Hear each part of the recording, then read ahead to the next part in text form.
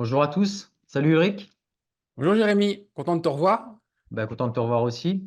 Alors pour ceux qui rejoignent la chaîne, je m'appelle Jérémy, je suis naturopathe. Donc on est sur une chaîne ici où on parle santé et nutrition. Et donc aujourd'hui on a un invité qu'on avait déjà interviewé, il me semble il y a 2 ans, hein, je crois que c'était quelque chose comme ça, Oui, pour parler du régime cétogène. Donc avec Ulrich qui est un des pionniers, si ce n'est le pionnier en France et en Europe du régime cétogène. Donc il a un site qui s'appelle la Eat Fat to Be Fit. Donc on mettra tous les liens en description si vous voulez aller voir. Donc tu es un auteur aussi, tu as écrit 2 best-sellers sur le régime keto, tu accompagnes des athlètes. Il me semble que tu as aussi une offre pour les entreprises, ce qui est à destination peut-être des buffets ou des choses comme ça, si je ne me trompe non, pas. non, on a une activité de consulting pour les sportifs professionnels. On a une autre activité de consulting pour l'industrie qui voudrait développer des produits keto. On a une éthique très particulière pour développer des produits santé, c'est-à-dire en utilisant uniquement des produits que nous validons et en s'abstenant d'utiliser des produits qui dégradent en particulier la santé intestinale des gens. Et puis enfin, on a une activité on fait des cours de cuisine ici à Boulder, au Colorado, une petite cooking school keto. Du coup, vous avez vos locaux ou vous louez un espace où Non, vous on, appliquez? on loue on loue un espace pour Ouais. ces cours. Ouais. Du coup, c'est à destination des particuliers? Oui, oui, particulier. Il y a aussi quelques professionnels qui, par exemple, accompagnent les personnes âgées qui viennent se former, des choses comme ça. D'accord. Et du coup, la Ceto Academy, c'est combien de personnes jusqu'à aujourd'hui à peu près? Alors, on est sur des milliers de personnes. J'ai formé des milliers de personnes grâce à la Ceto Academy, qui est la première formation au régime cétogène au monde, puisqu'on l'a sortie en 2017.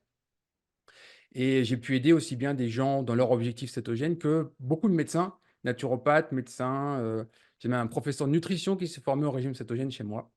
Voilà. Ok, super, très bien. Donc ça vous donne déjà un aperçu hein, de tout ce que fait Ulrich. Alors du coup, moi j'ai plusieurs questions à te poser aujourd'hui. La première question que j'aimerais te poser, c'est une question sur la vision, la balance, le modèle calorique. Et donc, comme je te le disais tout à l'heure, je trouve que c'est un point extrêmement important à aborder parce qu'aujourd'hui, pour moi, il y a une vraie bataille idéologique qui se joue. Si tu regardes, en tout cas moi, les gens de mon âge et les gens qui s'intéressent au fitness et à la musculation, enfin à la santé d'une manière générale, c'est matin, midi et soir. Si vous voulez perdre du poids, vous devez faire un déficit calorique. On a même on peut appeler ça des influenceurs scientistes, hein, ceux qui se basent, qui disent lire de la littérature scientifique et qui vont te balancer voilà, plein d'études qui disent il n'y a qu'un seul modèle qui vous permet de perdre du poids, c'est le fameux eFit sur macro. Enfin, en tout cas, si vous voulez perdre du poids, c'est un déficit calorique qu'il faut faire. Donc, toi, tu es un des premiers à en avoir parlé. Moi, c'est les informations sur ce sujet. En France, il n'y a personne qui en parle, donc on est obligé d'aller chercher du côté anglo-saxon. Voilà. Déjà, rien que dire que la calorie, c'est une unité de mesure de chaleur et que ça n'a rien à voir avec ce qui se passe dans le métabolisme du corps, c'est un point d'entrée, mais ça mérite beaucoup plus d'explications. Donc, toi, par où tu commencerais pour démystifier ce mythe du modèle calorique? Bah, en fait, il y a plein de problèmes. Déjà, pour faire simple, sur l'obésité, la perte de poids, etc., il y a deux grands modèles théoriques, le SICO, calorie in, calorie out, c'est-à-dire qu'on estime la quantité de calories qu'il y a dans votre assiette, on estime la quantité de calories que vous dépensez dans votre journée, on fait un déficit, vous perdez du poids. Bim, c'est le célèbre régime hypocalorique. Tout le monde a pu tester ça, sous toutes ses formes. Bon. Et après, on a un autre modèle qui est le modèle de l'insuline. Ça, c'est le modèle qui intéresse le régime cétogène, ce qui n'a rien à voir. Gareth Hobbs l'a très bien expliqué, etc. Le modèle de calorie in, calorie out ne peut pas fonctionner parce que nous sommes quelque chose de dynamique. Moi, je l'ai expliqué dans mes livres, dans la Céto Academy, etc., avec une métaphore automobile. C'est très simple. En fait, vous imaginez que votre corps, c'est une voiture, et vous imaginez que les calories que vous allez rentrer dans ce corps, c'est le réservoir d'essence. Bon, très bien, mais il y a énormément de variables. Est-ce que votre moteur, c'est un petit 3 cylindres d'1 litre ou de 2 litres, ou est-ce que c'est un gros V8 de 7 litres? Personne ne sait. Est-ce que vos pneus sont dégonflés? Est-ce que vous allez avoir affaire à une tempête avec un vent de face? Est-ce que la qualité de l'essence est bonne? Est-ce que c'est une essence de compétition ou une essence avec 25% d'éthanol dedans, etc.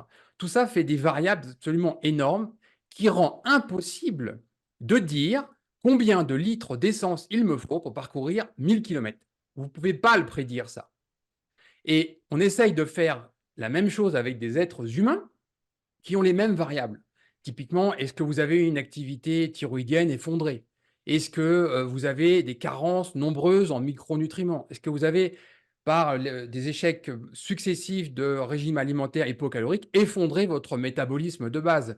Si vous faites 80 kilos, est-ce que vous faites 80 kilos de muscles ou est-ce que vous êtes skinny fat, c'est-à-dire très peu de muscles avec beaucoup de gras? Tout ça, ça impacte massivement l'estimation d'une dépense énergétique. Et j'arrête pas de le dire, pour mesurer précisément ce qu'un être humain dépense en énergie, il faut le mettre dans une chambre métabolique. C'est quelque chose qui se trouve dans des hôpitaux très spécialisés, réservés généralement à la science.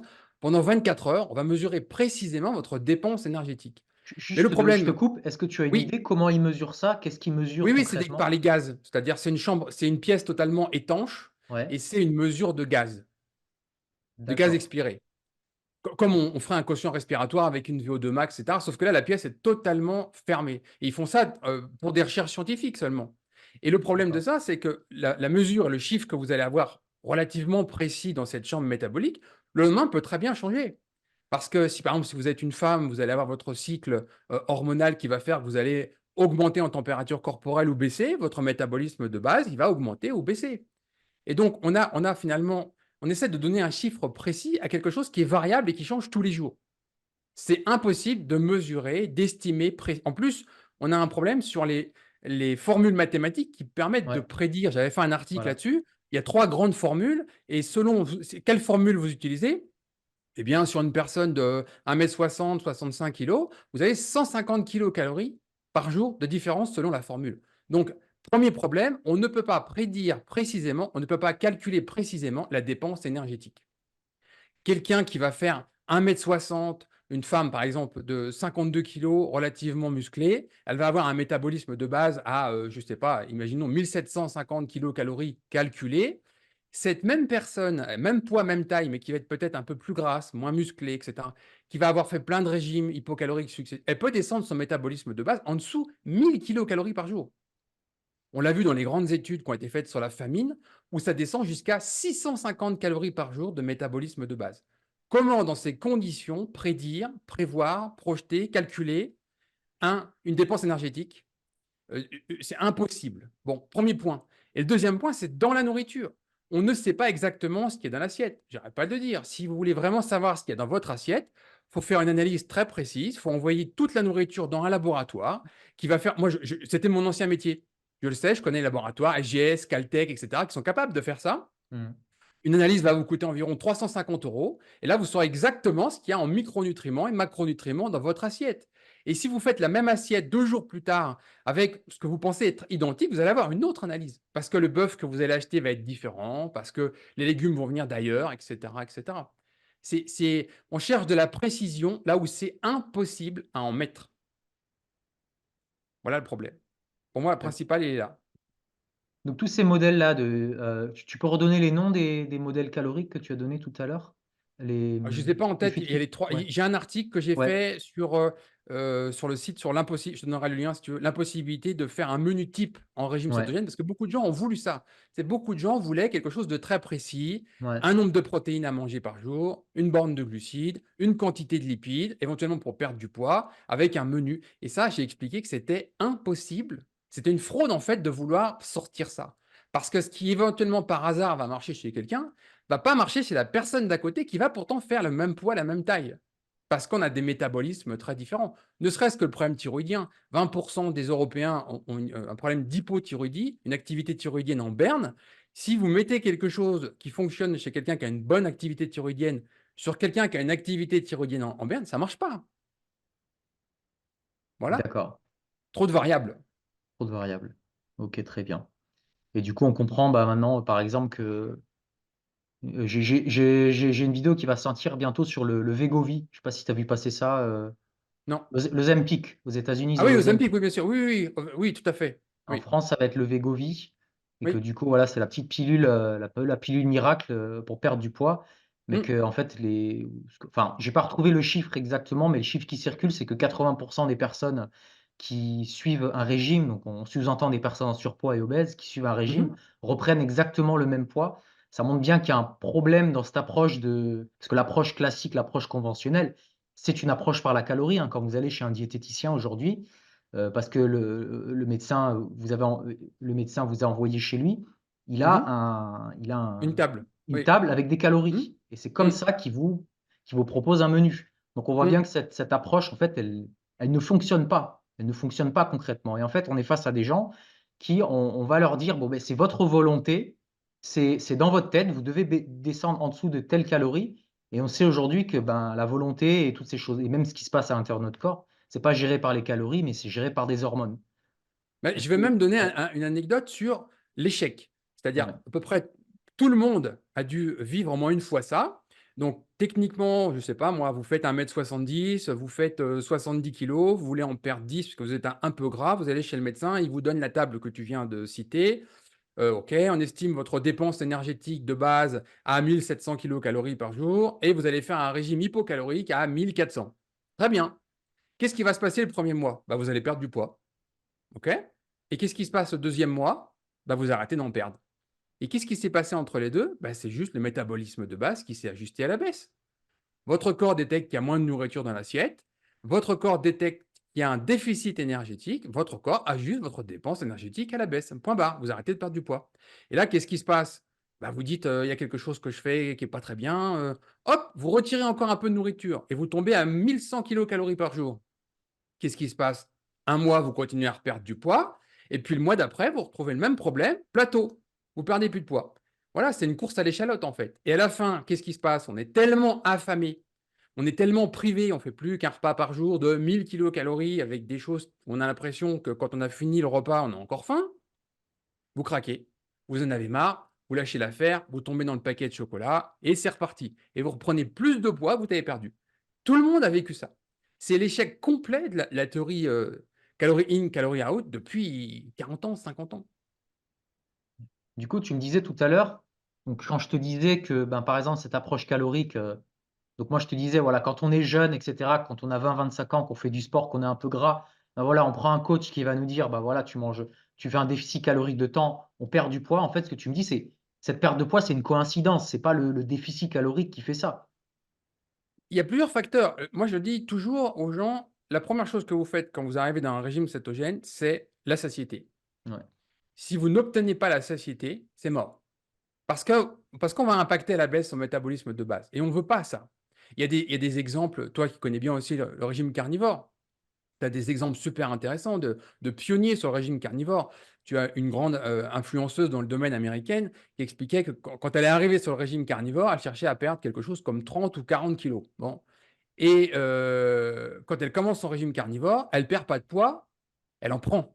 Et là, tu as toute la communauté carnivore qui lui dit: «Continue, continue, continue, continue» et en 6 mois, elle prend 25 kilos et elle continue et elle est là pour perdre du poids et après ces 6 mois, qu'est-ce qui se passe? Sans rien changer dans son assiette, elle commence à perdre du poids et maintenant, quand tu la regardes, c'est un mannequin, quoi. Elle a pas un pet de graisse, et elle mange 3 500 kilocalories par jour. Qu'est-ce qu'elle a fait en faisant ça? Elle a juste remonté son métabolisme de base. Il y a des gens qui ont des métabolismes de base qui sont tellement écroulés suite à des années, voire des décennies de régime hypocalorique, que quand ils cherchent à perdre du poids, encore, la première chose à faire, en fait, c'est de ne pas en perdre. La première chose à faire, c'est de remonter le métabolisme de base, Mmh. retrouver la satiété, parfois pendant plusieurs mois, continuer à prendre du poids pour qu'à la fin, le métabolisme de base remonte et là que naturellement le corps se débarrasse de la graisse corporelle superflue. Mais tout ça sans frustration et sans fin. Voilà. D'accord. C'est vraiment une autre, on approche le problème de l'autre côté, en fait, quoi. Il y en a qui l'approchent du côté, on va mettre moins d'énergie et Mmh. du coup, c'est une approche dans l'autre sens du style, ben, on retrouve sa santé, on remonte son métabolisme et après, de toute façon, quand on fait les choix alimentaires, les corrects, les hormones, se chargent du travail tout seul, quoi. Je veux dire, Mais c'est ultra complexe. Les gens en fait ne veulent pas se focaliser sur la science, regarder un peu des choses complexes. Ils veulent des résultats simples. Je me mets au mmh, régime cétogène, c'est pour 2 semaines, je perds tant de kilos, après je reviens à mon ancienne vie. Ils espèrent que les problèmes vont disparaître. Mais non, quand mmh, on change de vie, quand on a un problème de surpoids avec une mauvaise alimentation, forcément, quand on revient dans cette mauvaise alimentation, tous les problèmes reviennent, le mmh, surpoids compris. Les micronutriments sont super importants. On voit très bien qu'il y a des études qui nous ont montré quelques dizaines ou centaines de milligrammes de certains nutriments, en carence dans l'alimentation ou avec de bons niveaux, font que c'est 300-400 kilocalories de métabolisme de base supplémentaire. C'est juste ça, c'est énorme. fou, c'est énorme. Tu as C'est aussi des énorme. médicaments qui ont été utilisés par l'industrie pharmaceutique, par exemple, pour doper la thyroïde. On sait très bien que quand on commence à appuyer sur la pédale d'accélérateur thyroïde, le métabolisme de base, il est au plafond, on fait beaucoup de chaleur, etc. On dépense plus d'énergie. Et finalement, les problèmes de poids vont se résoudre.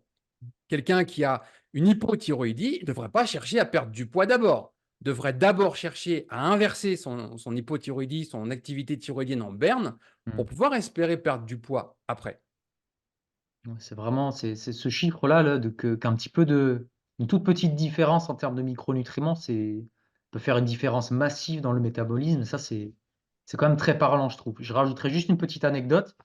Je sais que dans le monde du fitness et dans le monde de la muscu, il y a des gens qui se dopent, hein, qui prennent des produits dopants, et cetera. Il me semble, un produit qui s'appelle le Trenbolone, quelque chose de ce style-là. Et du coup, c'est une molécule qui est tellement anticatabolique qu'en fait, les mecs, les bodybuilders, en fait, ils peuvent être sur des sèches. Donc, le mec, par exemple, je sais pas, il a besoin de 3000 ou 3500 kilocalories.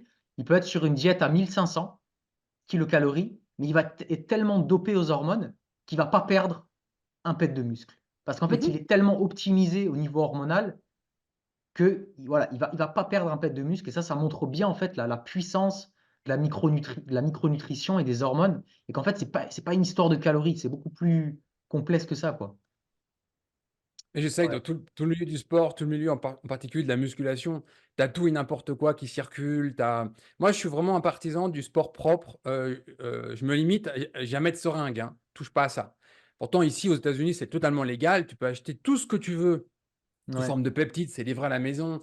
N'importe quel pimpin à la salle de musculation, il a accès à ça maintenant. Ici, c'est ouais. comme ça. C'est légal, hein, il n'y a pas de problème. Du moment que tu n'es pas en compétition, tu peux faire ça. Moi c'est des choses auxquelles je touche pas. Par contre, je sais qu'au niveau micronutrition, il y a certaines molécules qu'on peut avoir dans la nourriture, etc. Là, je fais très attention et on a des résultats absolument fantastiques.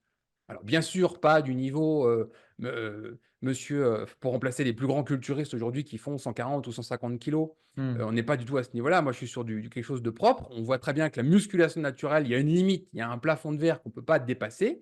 Moi, je m'arrête là. Mais la micronutrition, elle est super importante, bien sûr. On Hmm. ne peut pas la remplacer, hein. Hmm. C'est bien. Ok. Du coup, ok, je pense on a bien débroussé le sujet. Maintenant, je voulais te poser une question par rapport à la Alors, thyroïde. peut-être Ouais, juste vas-y, en vas-y, vas-y. conclusion pour Vas-y, ça, moi vas-y. j'aimerais vraiment que les gens se focalisent sur un. Alors, quand on est sur un régime cétogène, bien sûr, quand on cherche la cétose nutritionnelle, il faut se fixer un objectif en grammes max de glucides. Peu importe ce que vous faites, si vous êtes en zéro carb carnivore ou si vous pouvez vous permettre beaucoup plus de glucides, 50 grammes par jour, 75 grammes. Moi, je connais des gens qui sont à 100 grammes de glucides nets par jour et qui restent en cétose nutritionnelle, hein. Ils ont 1,5 millimol de bêta-hydroxybutyrate. Chez certaines personnes, c'est possible. Donc, se fixer un objectif max Hmm. de glucides, se fixer un objectif minimum de protéines selon son Hmm. objectif. Je Hmm. vois encore beaucoup trop de gens qui ne mangent pas assez de protéines, qui ont peur des Hmm. protéines. Une femme qui mange 40 grammes de protéines par jour, il y a un problème. Donc, il faut se fixer un minimum de protéines. C'est quelque chose que vous ne devez pas manger moins que ça. Bon. Hmm. Et puis, les lipides, c'est un levier. Il y a des gens qui font 40 km de course à pied tous les jours, ils vont manger une quantité phénoménale de lipides parce que c'est Hmm. leur carburant. C'est Ouais. tout. Et puis d'autres qui vont être plus sédentaires, qui vont en manger moins. Ça, c'est un Hmm. levier, c'est tout.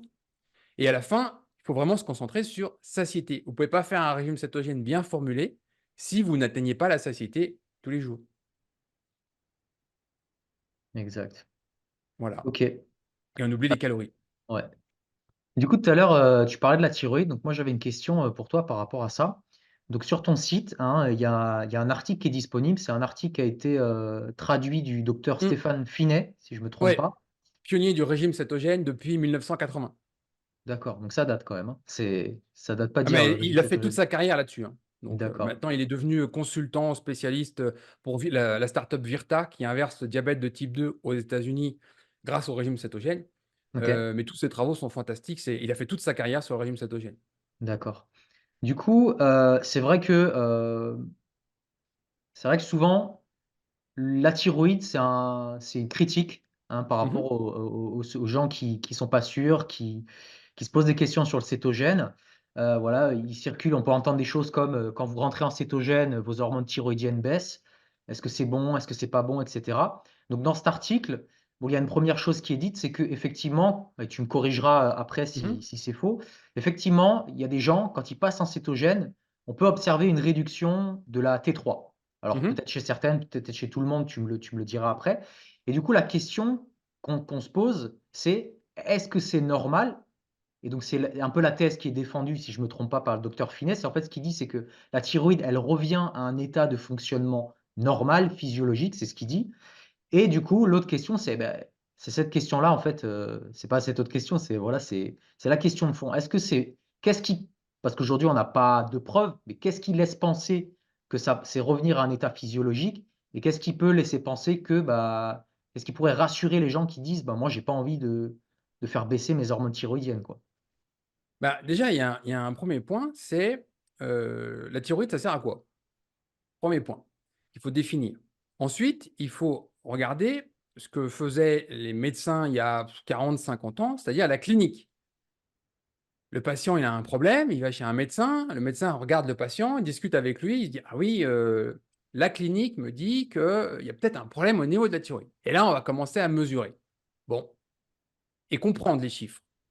Aujourd'hui, tous les chiffres concernant la thyroïde, TSH, T3, T4, T3R, et cetera, sont directement, issus de recherches et d'études qui ont été faites chez 100 de gens dans un régime alimentaire riche en glucides, ce qui devient la norme. Techniquement, moi, ce matin, je me suis réveillé, j'ai pris ma glycémie, elle était à 48. Pas Si je beaucoup. vais chez un médecin avec ça, il me dit: «Mais monsieur, vous êtes en hypoglycémie». Et moi, je lui dis: «Non monsieur, vous ne savez pas de quoi vous parlez». Parce que vos chiffres, en fait, de normes de glycémie ont été faits, ont été établis chez des gens qui sont dans un régime riche en glucides. Vos normes ne me concernent pas. Et on a le même problème avec la thyroïde. J'ai donné un papier à Stéphane Résimon, on a discuté, en off avant que j'enregistre son interview. Mmh. C'était intéressant parce que ce papier mettait en évidence un point essentiel sur notre évolution et comme tu le sais, quand tu as une activité thyroïdienne en berne, quand tu as pas assez d'iode, tu as un goitre, c'est-à-dire un développement de la thyroïde qui se voit vraiment. Chez certaines populations, c'est énorme, hein. C'est quelque chose qui pèse 1 kilogramme en dessous le cou là, c'est vraiment énorme. Mmh. Les goitres n'apparaissent que dans des populations, entre guillemets, «ancestrales» qui mangent beaucoup de glucides. Quand on va dans une population ancestrale, on regarde les gens, leur consommation d'iode qui est relativement basse, il n'y a pas un goitre dans la population. Mmh. On peut se poser la question. Et donc, l'idée de ce papier, c'était de définir que l'apparition des goitres était totalement liée à l'apparition des glucides dans notre alimentation. Dit autrement, consommer beaucoup de glucides sursollicite la thyroïde et fait apparaître des goitres et aussi nécessite des apports d'iode beaucoup plus massifs. C'est-à-dire que de façon ancestrale, on se suffisait de peu d'iode et que quand on amène beaucoup de glucides dans l'alimentation, il faut beaucoup d'iode. Et donc, toutes les données, tous les paramètres biologiques, que ce soit des analyses sanguines ou des analyses d'urine de 24 heures pour la thyroïde, toutes les normes sont faites pour des gens qui sont dans un régime alimentaire riche en glucides. Point. Et que ces normes ne sont pas extrapolables dans un régime cétogène ou très bas en glucides. Voilà, c'est pas compliqué. Donc l'interprétation d'une TSH, déjà, on voit très bien que dès qu'on rentre dans T4, T3, T3R, et cetera, tout le monde est perdu. Mmh. Aujourd'hui, je vois des gens qui font n'importe quoi avec leur thyroïde. Les endocrinologues donnent des conseils qui sont totalement stupides. Alors, on a des complémentations en T4, pas en T3. Les gens sont même pas au courant de la conversion T4, T3, le rôle du sélénium, et cetera. Mmh. Et donc, on a une mauvaise interprétation de ce qu'est une fonction thyroïdienne normale dans un régime cétogène. Mmh. Alors, oui, il y a un changement des paramètres biologiques au niveau de la thyroïde dans un régime cétogène. Et oui, nous avons besoin de moins d'hormones thyroïdiennes T3, c'est-à-dire la molécule active, dans un régime cétogène.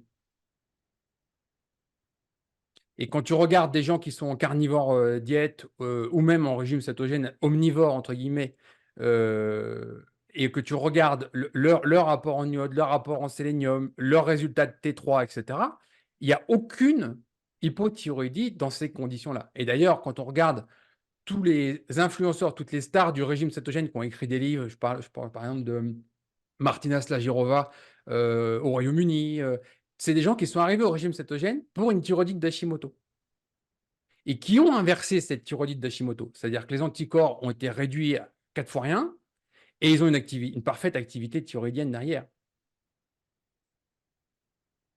Voilà, c'est tout. D'accord.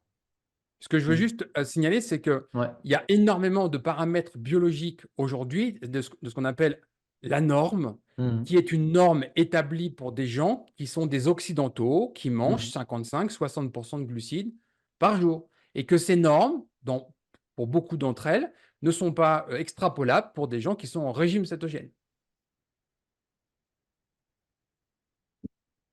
Ok.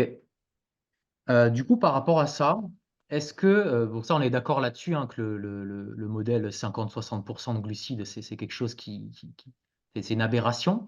Est-ce Mhm. que pour autant, tu penses que le zéro glucide peut ne pas convenir à tout le monde? C'est-à-dire dans le sens où, bah, par exemple, bon, moi, ce qui est important, je pense, et je pense que tu me suivras là-dessus, c'est pas vraiment le chiffre TSH, Mhm. T3, T4, ça donne des informations, mais la Mhm. clinique est quand même parlante. Ça veut dire à quelqu'un Oui. qui a un taux normal et qui se traîne toute la journée, qui a des frilosités, qui a les cheveux cassants, etc., il y a un Mhm. problème. Et une Oui. personne qui a peut-être un taux un petit peu plus bas, tu vois, qui est en cétogène, mais qui pète la forme, qui a aucun problème, etc., c'est quand même ça qu'il faut regarder. Enfin, faut toujours regarder un peu la combinaison des deux. Maintenant, est-ce que tu penses qu'il y a des gens qui, de toute façon, qui sont dans des situations de vie où ils ont besoin d'un petit peu de glucides, où c'est pas possible de faire du zéro carb, par exemple? Bah, zéro carb, c'est pareil, c'était bien. Au début, quand c'est arrivé, le terme était très utilisé, zéro carb. Après, ils sont passés sur le terme carnivore diet, qui est un peu plus Hmm. juste, parce que zéro carb, en fait, ça peut même pas exister. Ouais, ouais, ouais. Techniquement, ne serait-ce que des résidus de glycogène qui vont être dans la viande, tu vois, les populations ancestrales, elles chassaient, elles mangeaient tout de suite. Donc, il Hmm. n'y avait pas de dégradation du glycogène. On sait très bien qu'une viande fraîche, elle a un pourcentage relativement élevé de glycogène musculaire, parce qu'on sait que le glycogène va se stocker dans le foie, va se stocker dans les muscles. Et donc, plus tu fais maturer ta Est-ce que viande, tu sais à combien de pourcents ça s'élève par hasard? Tu as une idée? ça dépend des morceaux, ça dépend, ça peut être quelque chose comme 1 ou 2%. D'accord. Ouais, c'est pas grand-chose, Et 1-2%. techniquement, tu manges un Ouais, kilo de viande, tu peux avoir entre 10 et si ta viande est fraîche, moi par exemple, ici, ouais, j'ai accès à de la viande qui est très réduite en histamine. ouais. Donc, il y a un abattage et une congélation dans la même journée. Eh bien, tu vas avoir quasiment accès à tout le glycogène. D'accord. Comparé à une entrecôte de bœuf, par exemple, qui va être maturée 3 semaines, où là, le glycogène va avoir disparu dans le muscle. Hmm, De ok. l'autre côté, moi, je suis un très grand fan des abats. Je pense qu'il faut mettre des abats dans l'alimentation. Eh bien, le foie est un gros stockeur de glycogène. Donc, quand on Ouais. mange du foie, on sait qu'on a un apport important, relativement important de glycogène, donc de glucides. C'est pour ça qu'on tend vers zéro, mais les glucides sont partout sous différentes formes. Tu en as dans le lait, tu en as dans le lactose, tu en as dans le foie, tu en as dans la viande musculaire. Alors, c'est quelques grammes, bien sûr. Quelqu'un qui va être massivement en carnivore diète, même un gros mangeur, bah, il peut absorber 10-15 grammes de glucides sous différentes formes dans son alimentation carnivore. Ce n'est pas des Hmm, glucides végétaux. hmm. Donc ça c'est important. Maintenant, pour la thyroïde, moi, je suis un grand fan du régime carnivore. Il aide énormément de gens, en particulier des gens qui ont des problèmes avec l'intestin. Oui. Là, il y a vraiment des trucs fantastiques. Perméabilité intestinale inversée, Crohn. Et tu regarderas j'ai publié 100 témoignages sur ma chaîne de personnes en régime cétogène et céto-carnivore. Quand tu vois en Hmm. dessous les commentaires disant moi, je me balade un Crohn depuis 20 ans, je suis passé en régime carnivore et 2 semaines après, je prends plus de médicaments. Il y a de quoi se poser des questions quand même. Donc, le régime carnivore, par exemple, pour la perte de poids, pour les problèmes d'intestin, pour certaines maladies auto-immunes, etc., fait des merveilles, bien sûr. Bien sûr, moi, je ne suis pas un religieux, c'est-à-dire que quelqu'un qui voudrait faire un régime cétogène omnivore, très bien. Si il vit très bien ce régime-là, qu'il n'y a pas de carence, qu'il n'y a pas de problème, très bien. Puis d'autres personnes ont besoin de monter en carnivore pour vraiment atteindre leur objectif. Hmm. Moi, je le dis toujours, établissez votre objectif et regardez comment la nourriture peut servir cet objectif. Certaines personnes ont besoin de plus de choses que d'autres. Toi, je vais te donner un autre exemple. Hmm. Je travaille avec des sportifs de très haut niveau mondial. Il y a des choses qui sont pour moi totalement aberrantes. Tu prends un triathlète aujourd'hui, niveau mondial, on leur conseille de consommer 140 grammes de glucides à l'heure Pendant le sport. pendant le sport. C'est des gens qui font 7 heures de sport d'affilée. On est à 140 grammes de glucides à l'heure. Il faudrait qu'il se balade avec un plat de pâtes comme ça pendant qu'il court. Non, mais ils ont tout un tas de produits. Bien sûr, ils sont Ouais, ouais, bien sponsorisés par sûr. des marques, etc., pour être capables de. Mais ça, c'est une hérésie pour moi. Hmm. Hein. Ouais, ouais. Maintenant, de l'autre côté, je récupère des gens. Alors, moi, je travaille beaucoup avec des gens qui sont en fin de carrière, qui ont beaucoup Hmm. de problèmes et qui se disent, est-ce que le régime cétogène peut faire quelque chose pour moi? Je travaille toujours avec, moi, j'aimerais bien travailler avec des jeunes, mais c'est pas le cas. Bon. Et là, on voit que je me retrouve à avoir l'autre problème, c'est-à-dire que concrètement, j'arrive plus à leur faire avaler 20 grammes de glucides à l'heure. Là, ils sont passés d'un extrême à Hmm. un autre. Ouais. C'est-à-dire que les glucides, quand tu es dans la performance sportive, ils doivent être là pour te servir. Il ne faut pas être religieux. Il y a une certaine dépense énergétique à tous les niveaux. Il y a du glycogène qui est utilisé, etc., des fréquences cardiaques. Non. On en fait des brûleurs de gras, mais on peut très bien intégrer dans un régime cétogène en étant en cétose nutritionnelle tout le temps, en performant sur le gras, en étant un excellent brûleur de gras. On peut mettre 20 grammes de glucides à l'heure. Tu vois. Donc, c'est pas une religion. Il faut regarder l'objectif et Hmm. optimiser en face. Voilà. Pas très sage comme phrase, que t'es pas un religieux. Non, C'est vraiment bien. non, à un moment Ok. donné, si tu veux, quand tu dis aux gens, ça serait bien que vous fassiez éventuellement ça. Hmm. Si ça marche pas, ça marche pas, pour différentes raisons. Tu sais, j'avais fait une conférence sur le cancer au Maroc et j'avais expliqué en introduction, vous pouvez théoriser le meilleur régime alimentaire au monde, le truc parfait. Si au bout les gens n'y adhèrent pas, vous avez échoué. Hmm. Donc, la perfection théorique, c'est bien beau, mais à un moment donné, on est des êtres humains. Les gens, ils ont des envies. Toi, je sais pas si tu as déjà travaillé avec des ultra-trailers ou des choses comme ça. Le gars qui s'est farci 15-16 heures de course à pied, je peux te dire que des fois, il arrive au ravitaillement, il a envie de trucs stupides. Le mec, il veut un verre de coca. Il veut rien d'autre. Hein. Il veut vraiment rien d'autre. Il a une putain Ouais, d'envie d'un verre de coca. Tu peux ouais, rien faire contre ça, parce ouais. que le cerveau, il a pris le dessus. Voilà. Donc, à un moment donné, si tu veux, il faut regarder l'idéal et puis après, il faut s'adapter à la réalité. Il faut comprendre ce qui se passe. Voilà. Hmm. D'accord. Ok. Et donc, pour la thyroïde, clairement, elle est déjà totalement incomprise pour moi dans un régime occidental. Elle est maltraitée, elle est vraiment maltraitée, oui. Les Hmm. micronutriments, c'est une catastrophe. Tu sais, j'ai des vieux papiers des années 70-80 qui mettaient déjà en évidence une extrême carence en iode. Hmm. Il n'y a rien à changer. Les populations occidentales sont ultra carencées en iode. Et je ne parle même pas du sélénium derrière. Hmm. Et D'accord. personne ne fait rien. Et à côté, quand les gens ils ont des problèmes de thyroïde, ils ont une TSH un peu élevée, hop, bim, on donne toujours la même molécule. C'est le premier médicament prescrit en France quand même. Hein. Levothyrox? Ouais, Ah c'est bon? C'est le énorme. premier? C'est un carnage. Ouais, en volume, c'est un carnage. Ah C'est le bon? premier. Oui. Ok. On a D'accord. 20% des Français qui sont en hypothyroïdie. Hein. Déclaré ou suspecté? Déclaré, déclaré.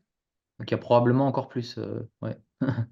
Oui, maladie qui touche encore un peu plus les femmes que les hommes, etc. Et personne ne s'occupe du métabolisme derrière, des micronutriments, etc. On n'a même pas été voir ce qui se passait si on donnait ne serait-ce qu'un supplément en iode et en sélénium aux gens. Voir Hmm. pendant 2-3 mois ce qui se passe. Puis après, on explique aux gens comment dans la nourriture obtenir cet iode et sélénium.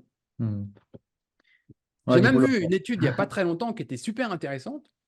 Et c'est une théorie, parce qu'on ne peut pas forcément la prouver, mais elle est vraiment intéressante. Et il montrait l'évolution humaine, l'évolution du cerveau humain, l'évolution de l'alimentation humaine sur 8 millions d'années, 2,5 millions carnivores, etc. Et il mettait en évidence que pendant une longue période, nous n'avions pas eu suffisamment d'hormones thyroïdiennes et que nous étions totalement dépendants de façon alimentaire de la consommation de thyroïde animale et qu'on captait des hormones thyroïdiennes animales pour venir compléter notre production endogène insuffisante. Hmm. Intéressant comme théorie. Aux États-Unis, ils en donnent hein, des morceaux de. Ça se fait, hein, des morceaux de Oui, glande, etc. Ça se fait pas trop en France, je crois. oui, bah, tu as même une marque de supplément qui s'est spécialisée là-dessus. C'est-à-dire qu'elle dessèche tout. Tous les Ouais, organes sont desséchés, juste déshydratés, ouais, réduits en poudre, mis en gélule. Donc, tu peux acheter de la thyroïde, tu peux ouais. acheter du thymus, tu peux Hmm. acheter du foie, etc. Ouais, ouais. J'ai eu passer, ouais. Très bien. Ok. Du coup, une nouvelle question. Est-ce que tu peux donner, peut-être pas tous, mais les deux, trois causes principales qui font que les gens échouent en cétogène? Ou peut-être enlève celles comme quoi ils ne mangent pas assez. Tu vois? Mhm. Ou peut-être trois erreurs que tu vois La passer première, fréquemment. la première qui me vient, c'est les réseaux sociaux. Oui, Pourquoi? ben, parce que tu as tout un tas de personnes qui maîtrisent absolument pas leur sujet, qui racontent littéralement de la merde, qui appuient sur rien, et ils ont des grosses audiences, et tout le monde suit. Hmm. Voilà. C'est un vrai problème. C'est-à-dire qu'aujourd'hui, moi, tout ce que je dis, tout ce que j'avance, rien que la Ceto Academy, 66 leçons, je cite 1100 études scientifiques. Mmh. Et j'ai toujours dit aux gens, ne croyez personne, y compris moi, allez voir les sources, allez Mmh. lire les sources, allez comprendre. Mmh. Aujourd'hui, on voit des modes stupides, du genre des femmes qui mangent 50 grammes de protéines par jour, à qui on rajoute 200 grammes de beurre. On leur dit c'est cétogène, vous allez perdre du poids. Mmh. Stupide. Mmh. Il y en a plein des comme ça. OK. Donc, les réseaux sociaux sont une grosse source de désinformation. Typiquement, je vois beaucoup passer tous les jours, à peu près tous les jours, j'ai un email qui me dit j'ai bien lu vos livres, j'ai bien tout compris, j'ai compris les glucides, j'ai compris les protéines, je me suis fixé ça et ça en grammage pour mes macros, mais Mmh. combien je mets en lipides? Donc, on en revient à la question initiale qu'on posait au départ, les calories. Et là, je réponds de façon invariable, on ne peut pas le savoir. Mmh. Vous allez peut-être être à 180 grammes de lipides par jour, perdre du poids, et puis peut-être qu'il va falloir descendre à 100 grammes de lipides par jour pour commencer à déstocker, puis voir Mmh. au niveau des micronutriments, etc., etc. Donc, Mmh. la vraie désinformation pour moi, la première, c'est les réseaux sociaux où les gens copient. C'est-à-dire, moi aussi, je fais très attention à ne pas dire ce que je fais, pas Mmh. montrer mes assiettes, etc. Parce que le biais naturel, c'est que les gens te copient. Ouais. Et je pense que si je montrais mes assiettes, ce que je mange, il y aurait des problèmes. Tu vois? Parce que moi, Pourquoi? ça fait 11 ans que je suis en régime cétogène, j'ai un métabolisme de base au plafond. Mmh. Si je sors mes 12 œufs et mes 1,5 kg de bœuf sur un seul repas, ça va poser des problèmes, tu vois? Sans compter le reste. Donc voilà, concrètement, aujourd'hui, on a un vrai problème de réseaux sociaux. Les gens imitent les autres. Il y a des influenceurs. Quand je dis influenceur, c'est que ça influence, Mmh. alors que chacun doit trouver sa solution à lui. Ouais.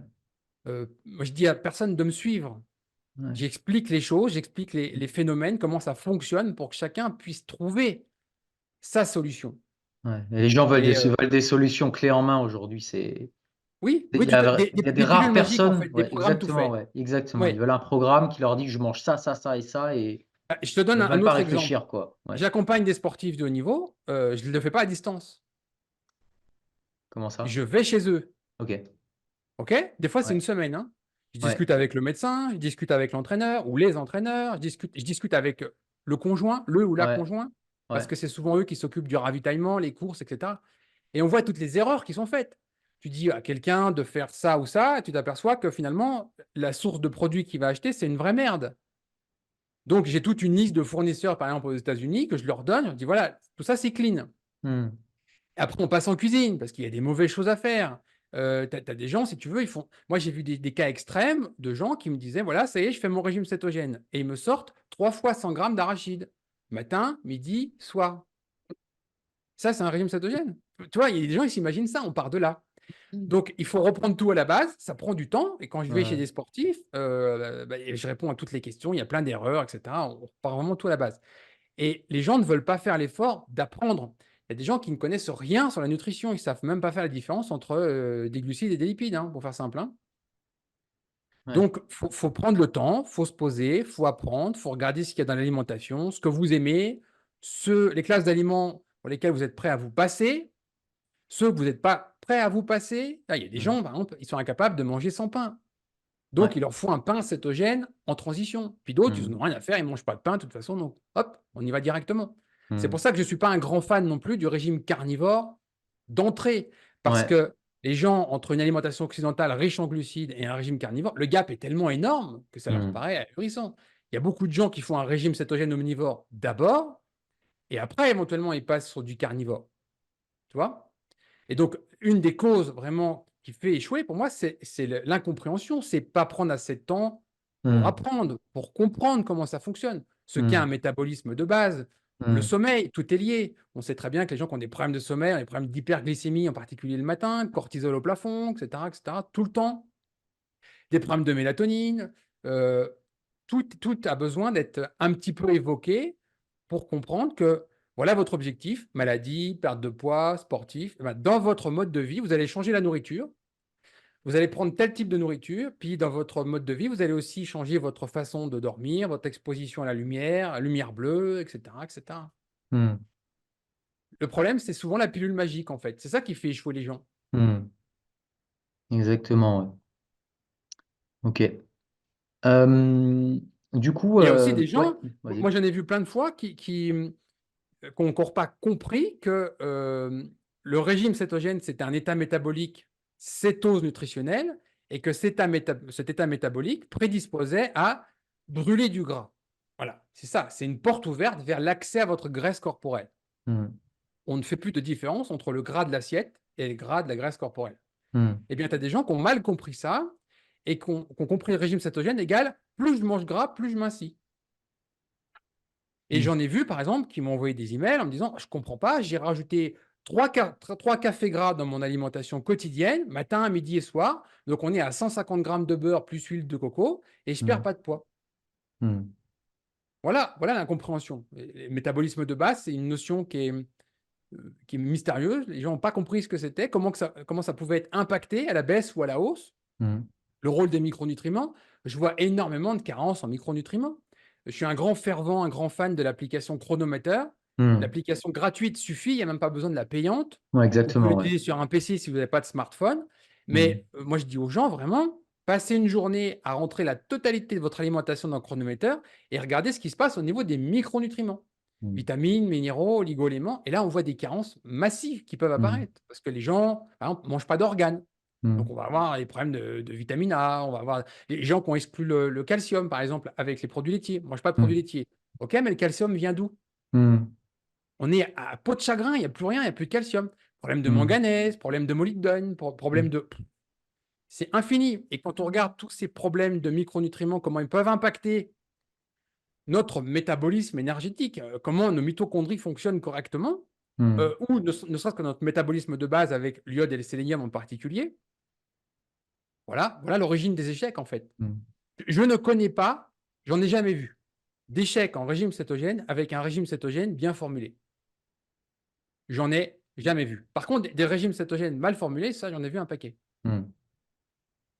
Tu sais, OK. ça vient du mythe que manger diversifié dans une alimentation occidentale, on nous dit manger un peu de Mmh. tout. Bien sûr, bien sûr. Et de façon magique, c'est la solution magique, ça, il paraîtrait que ça couvre tous nos micronutriments. Ah bon? Bah, essayez de le faire. Rentrez ça dans Chronometer, puis venez me dire ce que Mmh. vous avez en résultat. Et vous allez voir, vous allez être multicarencé. Mmh. Ouais. Elle est vraiment bien Les f gens sont déjà multicarencés dans un régime occidental, hein. Tout ouais, le monde ouais. arrête. Ça fait 30 ou 40 ans qu'on nous dit 80% d'apport magnésium insuffisant, etc., etc. Bah, il peut se passer la même chose dans un régime cétogène. Mmh. Si c'est mal formulé, il se passe la même chose. Mmh. Je mets quand même une petite précaution pour les gens qui veulent aller voir ce chronomètre parce que bon, il fait pas la différence entre le fer héminique, non héminique, Oui, oui, bien sûr, bien sûr. le Hmm. bêta-carotène et parce que j'ai déjà vu des véganes Non, alors qui, attends, rentrent leur non, non, non, journée non, et non, non, qui attends, attends. montrent après et ils disent: Je vais «Voilà, défendre Chronometer. Je vais je suis à défendre 100 Chronometer. partout, quoi». L'application est parfaite. Pour moi, elle est géniale. Ouais, Le problème, c'est la data. Ils c'est la utilisent data. toutes les banques de D'accord. data du monde, Mmh. mais aujourd'hui, moi, je connais, par exemple, je fais très attention à mes micronutriments. Je Mmh. fais attention à des micronutriments qui ne sont même pas classifiés, Ouais. qui ne Ouais, sont ouais. même pas mesurés. Ouais, ouais. C'est-à-dire que quand tu prends la base de la FDA, qui est la plus large au monde, elle n'est pas Mmh. parfaite, mais c'est la plus large, Mmh. eh bien, il y a tout un tas de micronutriments qui sont jamais mesurés. Donc, Ouais. automatiquement, Chronometer ne peut pas te les sortir, puisqu'il n'y a personne. Là, on a un vrai problème, hein. Il nous faudrait des dizaines de millions de dollars Mmh. pour prendre tout un tas d'aliments dans le monde et les analyser de façon très moderne, avec tous les résultats pour qu'on puisse alimenter une base de données. Aujourd'hui, ce n'est pas fait. Ouais. On a, par exemple, quand tu vas sur la base SICAL, qui est la base française, Ouais. il y a un petit lien à chaque fois pour aller voir l'origine du chiffre. Et Mmh. bien, parfois, sur certains aliments, des végétaux courants que tout le monde mange tous les jours, on se rend compte que la donnée qui est dans SICAL Mmh. provient d'une seule analyse faite en 1976 sur une carotte. Est-ce que ça a une valeur aujourd'hui? Est-ce que cette carotte était hors sol ou a Mmh. poussé dans de la terre au milieu d'un champ en Normandie? On n'en sait rien. Mmh. Et est-ce qu'on sait qu'aujourd'hui, les carottes vont venir d'Égypte, d'Espagne, dans d'autres sols, éventuellement des sols synthétiques, etc. On n'en sait rien. Mmh. Et vous, quand vous allez rentrer votre data carotte dans Chronometer, bah, vous allez avoir accès à cette data de 76. Mmh. Donc, on a un vrai problème du sérieux des chiffres micronutritionnels en particulier. C'est une catastrophe. Mmh. Autre D'accord, je exemple, vois. Ouais. moi j'habite à Boulder, Colorado. Ici, on a énormément de sélénium dans les sols, mais Mmh. vraiment beaucoup. C'est-à-dire que tu prends n'importe quel animal qui va au pâturage, il a énormément de sélénium. La viande est riche en sélénium, les poules sont riches en sélénium, les œufs en sélénium, etc. En Europe, c'est l'opposé complet. Les sols sont très pauvres en sélénium. Et donc, du coup, un œuf en France ou un œuf ici au Colorado, il n'y a pas du tout la même quantité de sélénium. On ne peut pas faire une moyenne avec ça. Ouais. Tu vois, on a un vrai problème, je suis d'accord, hein, c'est un vrai problème de société. La data sur la micronutrition, c'est une catastrophe. Il y a beaucoup de travail à faire. Hmm. D'accord. Qu'est-ce que tu penses des gens qui disent que c'est impossible d'avoir tous ces micronutriments juste dans l'alimentation? C'est des ânes. Voilà ce que j'en pense. Ce sont Donc, des ânes. ok, d'accord. Parce que le problème, le premier problème, en fait, c'est que on imagine, on en revient, tu sais, dans la Ceto Academy, j'avais fait une petite phrase qui, pour moi, résumait tout. Nous sommes faits pour vivre à moitié nus, dehors, dormir dans des grottes dans l'obscurité et passer notre journée à trouver notre nourriture. Ça, c'est ce pourquoi nous sommes designés. Hmm. Aujourd'hui, nous sommes encore tributaires de ce design particulier. Ce qui veut dire que quand on passe 95% de notre temps humain à l'intérieur, donc maison, travail, voiture, métro, salle de sport, etc., on a déjà un problème avec le soleil. On a un autre problème la nuit parce qu'on est encore très contaminé avec des lumières Hmm. parasites. Typiquement, Ouais. j'arrête pas de le dire, ne serait-ce qu'un radio-réveil, la petite lumière du radio-réveil, c'est 10 lux, ça perturbe le sommeil, ça perturbe la mélatonine. Hmm. Donc, on a un problème d'obscurité dans la nuit. On a Hmm. un problème parce qu'on a chauffage, climatisation partout, tout le temps. C'est-à-dire qu'on n'a plus aucun stress thermique, ni en chaud, ni en froid. Hmm. Et puis, on a un autre problème, c'est que pousser un caddie 20 minutes dans un supermarché, ce n'est pas la même dépense énergétique que de se retrouver avec un couteau au milieu d'une forêt pour chasser. Donc, notre alimentation couvre 100% de nos micronutriments, pas sur l'équivalent, on va parler malheureusement de calories pour donner une idée aux gens, pas sur 1500 kilocalories par jour, mais pour entre 3500 et 4500 kilocalories par jour. Tu vois, tu regardes par exemple, je ne sais pas, tous les articles, toutes les bases nutritionnelles, et on te dit les apports de potassium, c'est important. Bon, d'accord. Tu regardes 100 grammes de, 100 grammes de viande. Qu'est-ce que 100 grammes de viande apporte en potassium? Pas grand-chose. Le problème, c'est qu'on n'est pas fait pour manger 100 grammes de viande. On est fait pour en manger beaucoup plus et que les apports de potassium sont suffisants sur 1,5 kg de viande. Pareil Hmm. avec le magnésium. Tu vois? Ouais, ouais. Donc, on couvre 100% de nos micronutriments à condition d'avoir un régime cétogène ou cétocarnivore bien formulé. Et pour moi, par exemple, en carnivore, il est indispensable de mettre des organes. On Hmm. ne peut pas se satisfaire que d'entrecôte. Personnellement, c'est ma vision des choses. Ouais. C'est important que tu le dises parce que tu as enfin, des grands meneurs hein, du carnivore Hmm. qui disent qu'on peut se nourrir uniquement de gras et de viande de muscle. Donc ça, c'est important que tu le dises, je pense. Malheureusement, le régime carnivore, il est victime un peu des mêmes biais qu'on a chez les véganes. C'est-à-dire que chez certains, ça devient une religion. Hmm. Et puis finalement, 7, 8, 9, 10 ans après, les problèmes arrivent. Mais pendant ce temps-là, ils ont emmené tout le monde avec eux dans leur connerie. Hmm. Et des choses de base. J'ai fait un article, par exemple, un long article sur le zinc et le cuivre. Hmm. Quand on regarde la quantité de zinc dans une viande musculaire et ce que ça apporte en cuivre, on voit très bien qu'il y a un problème avec le cuivre. Il n'y a pas Hmm. assez de cuivre dans l'alimentation. Et le cuivre, on va le trouver facilement soit dans certains fruits de mer ou de façon simple et logique dans le foie. Hmm. Il n'y a pas besoin d'une grande quantité de foie, mais il faut un peu de foie de temps en temps. Ouais. Très C'est malheureusement intéressant, le ouais. problème, c'est qu'on arrive à des choses un peu. Tu sais, c'est un peu binaire, la pilule magique. Hop, régime entrecôte. Ah bah, c'est simple, manger entrecôte tous les jours. Oui, mais quand on regarde à côté, même chose avec le calcium. Je suis désolé, mais quand on voit l'apport de calcium de certains carnivores exclusifs qui mangent que de la viande musculaire, il y a un problème massif avec le calcium. Hmm. Vraiment. Eux, ils vont te dire qu'il n'y a pas de problème, en fait. Ils vont te dire qu'il n'y a pas de Moi, je peux problème, leur ouais. sortir, je ne sais pas, peut-être 80, 90 études rien que sur le calcium. Hmm. Ouais. Tu as beaucoup de gens par exemple, qui ont des problèmes de perte de poids. C'est parce que c'est des gens qui ont exclu les produits laitiers. Alors, je sais qu'il y a beaucoup de gens qui ont. Tu sais, tu as le régime sénialais en France qui était beaucoup à la mode. Un régime Ouais. sénialais, on vire les produits laitiers. OK, mais on les remplace comment? Les apports de calcium, on les remplace comment? Ah ouais. Moi, je connais des gens, OK, ils font ils utilisent le calcium de la coquille d'œuf, par exemple, qui passe au four, qui broie, etc. Bon, ils ont conscience, en fait, que leur apport de calcium, ça va pas. Donc, ils Ouais. utilisent la coquille d'œuf pour ça. Mais 99% des gens ne le font pas, hein. Hmm. Voilà, le calcium, c'est important. Le Hmm. calcium, c'est sodium, potassium, calcium, magnésium, c'est des minéraux, on ne peut pas s'en passer en fait, hein. Hmm. Attention, Tout à fait. Ok. voilà. Du coup, une prochaine question euh, sur la sensibilité aux glucides une fois Mhm, qu'on est en cétogène. Donc mhm. ça, Très on, intéressant. on en a parlé tout à l'heure. Tu disais que c'est l'objet d'une rubrique d'un module complet dans Oui. ta Céto Academy. Donc, hein, si ça vous intéresse, on mettra le lien en description. Donc toi, du coup, comment est-ce qu'une personne qui voilà, a une alimentation peut-être réduite en glucides depuis certains temps, qu'est-ce qui se passe si tout d'un coup elle mange, elle a un repas avec plein de glucides. Alors, est-ce que ça dépend du type de glucides? Enfin, quels sont les différents Mhm. paramètres qui vont impacter cette Mhm. réponse glycémique et hormonale? Alors, la réponse glycémique, elle est super intéressante. C'est pour ça que j'ai fait un module dédié qui s'appelle module Master 1, dédié à la glycémie. Pourquoi? Parce que les gens ne comprennent pas la glycémie. Les gens aujourd'hui, ils pensent que manger des glucides égale hausse de la glycémie, ok, diabète de type 2, mais ça s'arrête là. Les Hmm. gens ne se rendent pas compte au niveau endogène, nous avons des hormones qui régulent notre glycémie et que nous avons été designés pour survivre aux hypoglycémies et pas à l'hyperglycémie. Il n'y a Hmm. qu'une seule hormone qui fait descendre notre glycémie, c'est l'insuline.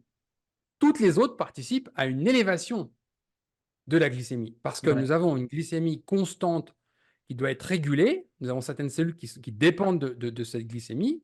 Bon, maintenant, on a des facteurs endogènes qui peuvent influencer sans la moindre alimentation notre glycémie. Et je l'ai expliqué, je l'ai montré même en photo. Mon ami Mike Mutzel aux États-Unis qui avait montré, parce qu'il avait un CGM, un moniteur continu de glycémie à l'arrière du bras. Il a eu des problèmes à l'embarquement de son avion, des problèmes de passeport, etc., etc. Il est arrivé très stressé sur son siège dans l'avion et sa glycémie était montée à 160 mg. Il n'avait rien mangé. Et Ça avant, il donne était quoi à en grammes? 70. Ça donne quoi en grammes par litre à peu 1 près? gramme 6, 1 gramme 1 gramme 6, 6. Ah ouais, 1 quand gramme même. 6, alors qu'il était à 0,7 avant les problèmes, en fait. Ouais. C'est juste ces hormones liées au stress qu'on fait monter sa glycémie. Et c'est normal, c'est Hmm. sain. C'est une adaptation métabolique. Notre corps a tout ce qu'il faut pour gérer ça. Hmm. Maintenant, deux approches très différentes. Soit nous sommes dans un régime occidental riche en glucides et nous devenons des brûleurs de sucre. Et nous pouvons même devenir de très bons brûleurs de sucre. Parce que si tu prends un athlète de très haut niveau, tu lui fais faire un quotient respiratoire, une VO2 max, on mesure exactement comment il brûle son sucre et on optimise l'utilisation de ce sucre. Hmm. Bon, quand on passe en régime cétogène, c'est exactement l'inverse. On devient un brûleur de gras, un très bon brûleur de gras. Moi, j'ai vu des 185 pulsations minutes où la personne est encore à 85% aux lipides. C'est énorme. C'est énorme. Normalement, on Ouais. descend à peut-être 15% chez un athlète qui est adapté au sucre. C'est vraiment totalement inversé, hein. Ouais. Il y a plus de croisement en fait dans les courbes, hein. Normalement, il y a un croisement entre l'utilisation des substrats lipidiques et glucidiques. On augmente les glucidiques pour faire descendre les lipides. Et là, dans un régime cétogène, il n'y a plus de croisement, il n'y a plus de point de croisement. Bon, ça veut dire quoi? On utilise du gras massivement. Mais en contrepartie, nous devons économiser le glycogène. Nous devons épargner ce substrat. Hmm. Et donc, on ferme des portes d'utilisation du glycogène. Et là, c'est intéressant parce que sur de très grandes courses, par exemple, tu sais, le marathon, tu as le célèbre mur du marathonien, 33 à 35 km. On épuise en théorie nos stocks de glycogène, enfin, qui ont largement baissé. On est incapable de mettre une jambe après l'autre. Eh bien, à l'opposé, quand on est un brûleur de gras, on peut faire 180 km non-stop, sans ravitaillement, sans calories, il n'y a pas de problème. Comment Hmm. c'est possible? Nous avons épargné notre glycogène. Donc, nous devenons comme, attention au mot que je vais utiliser, comme résistants à l'insuline ou au glucose. Les glutes sont super importants là-dedans. Et donc, qu'est-ce qui se passe dans ces conditions-là, conditions métaboliques? Eh bien, moi, je l'ai vu, je l'ai même vérifié. Clairement, il y a un problème si vous êtes vraiment adapté au gras depuis, par exemple, plusieurs années, au bout de 18 mois en particulier. Il faut vraiment 18 mois pour être totalement adapté. Hmm. Si vous amenez une dose massive de glucides, le truc le plus bête, par exemple, un jus d'orange, 250 millilitres de jus d'orange, eh bien, la glycémie chez quelqu'un qui est adapté au gras va monter plus haute que quelqu'un qui n'est pas adapté au gras. C'est-à-dire, de façon simple, quelqu'un qui va être en Occident, 55% de glucides par jour, il est à jeun le matin, il boit un jus d'orange, la glycémie, elle va monter 220 mg par décilitre. Eh bien, chez quelqu'un qui est céto-adapté, on peut avoir des 260, 280. Donc, les glucides sont encore plus dangereux dans ces conditions-là. C'est pour ça que je me suis toujours opposé au yo-yo, du genre, je fais 5 jours de régime cétogène, le week-end, je fais ce que je veux, je mange des pâtes, pizza, hamburger, coca, etc. Non, il y en a qui ont fait ça. Ils ont appelé ça régime cétogène cyclique. Il y en a qui ont dit aussi qu'il n'y avait pas de dommages, etc. Si, il y a des dommages. Alors, c'est clair que si vous mangez une micro-part d'un bout de gâteau pour faire plaisir à votre tante, ça ne va pas être la catastrophe. Ou si vous mangez 3 pommes de terre en purée pour faire plaisir à votre grand-mère, ça ne va pas être la catastrophe. Mais je parle vraiment d'apports massifs Ah ouais. ou de gens qui vont avoir plusieurs semaines, genre, je pars 2 semaines en vacances et là, c'est l'orgie. Au niveau de la glycémie, c'est la cata, hein. Vraiment. C'est pour ça qu'en fait, tu dis enfin, c'est pas un aller simple, mais c'est pas un aller-retour en fait, ce mode Non, de vie quoi. non, non, non, non, non, non. C'est pas un aller-retour, C'est non. un aller simple en fait quoi. C'est un aller simple. C'est-à-dire, concrètement, pour moi, l'être humain est designé pour être en cétose nutritionnelle. Et il y en a même des études qui nous le montrent. Pour une fois, ils ont fait exactement l'inverse. C'est-à-dire qu'ils ont pris des gens qui étaient en cétose nutritionnelle depuis longtemps, qui n'avaient pas de problème métabolique, mais vraiment rien. Mmh. Et on leur a mis un régime occidental pour les tester. Et là, on voit que tous les paramètres métaboliques se dégradent. La CRP qui augmente, le profil lipidique, les triglycérides qui explosent, etc., etc. Mmh. Donc, un régime très pauvre en glucides est un mode de vie normal pour tous les êtres humains. Il y en a qui développent des problèmes très tôt, d'autres plus tard, mais les glucides sont délétères pour notre santé. Et quand on ramène une masse importante de glucides dans l'alimentation de quelqu'un qui est en cétose nutritionnelle depuis longtemps, eh ben, c'est un désastre. Mmh. Voilà. D'accord, c'est important de le dire. Mm. Du coup, on peut rester là-dessus. Donc, tu disais non, qu'il est normalement fait pour être en cétose. On peut parler du cas du bébé qui vient Oui, au monde en cétose, qui avec le lait maternel, donc le lait maternel qui a 6% de glucides, 1% de protéines et je ne sais plus combien de gras. tu es plutôt à 75 grammes, j'en avais parlé dans Bonjour Keto d'ailleurs, 75 grammes de glucides totaux Ouais, par litre de lait, ce par qui fait à peu litre, près ouais, la ration quotidienne. Oui. d'accord. Et Mm. donc, je sais plus, un protéine, c'était à 10%, je pense, Je sais plus le des choses chiffre en comme tête. ça. Enfin Je dirais bref. une bêtise si je le Donc disais voilà. comme ça, je l'ai plus en tête. Donc en fait, le lait maternel est en majorité Mm. composé de glucides. Mhm. Malgré cela, le bébé reste en cétose. Est-ce que Mhm. ça veut dire que, et moi, tu me dis si je me trompe, et c'est mon interprétation, le bébé, à part si la mère a eu le diabète ou enfin a eu des gros problèmes, un bébé, il vient au monde, il est métaboliquement sain. Il sait pas encore, on l'a pas encore nourri pendant 18 ans de Kellogg's et de conneries comme ça. Donc en fait, il a exactement ce qu'il lui faut à ce moment-là, mais ça montre bien que ce qui compte, c'est que tu apportes à ton corps ce dont il a besoin à un instant T. C'est pas une question de compter quel macro il faut, etc. Est-ce que tu vois ce que je veux dire un petit peu ou pas? Euh, euh, pour moi, c'est simple. La nature fait parfaitement les choses. Pourquoi? Enfin, personnellement, je ne crois pas qu'il y ait un grand architecte derrière, mais disons que c'est 1 milliard d'essais-erreurs et il y a un truc qui a marché. Nous sommes le fruit du truc qui a marché. Point barre. C'est pas compliqué. Tous les autres, tout ce qui a échoué est mort. Il ne s'est pas reproduit.